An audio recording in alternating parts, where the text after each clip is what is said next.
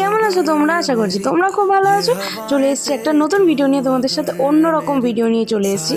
তোমাদেরকে তো বলেছি আমি যতগুলো ভিডিও আনবো প্রত্যেকটা একের থেকে এক আলাদা, আমি বোরিং কিছু নিয়ে আসবোই না তোমাদের কাছে।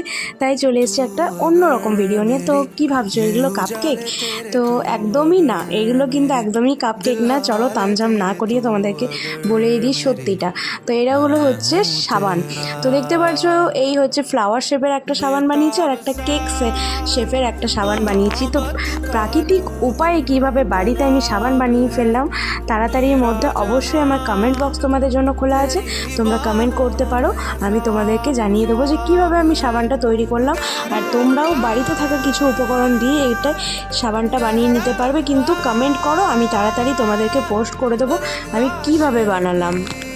জানতে হলে অবশ্যই কিন্তু কমেন্ট করতে হবে, আর ভালো লাগলে অবশ্যই একটা সাবস্ক্রাইব লাইক করে যাও, আর তাড়াতাড়ি কিন্তু কমেন্ট করো। আজ আসি, দেখা হবে নেক্সট ভিডিওতে, বাই।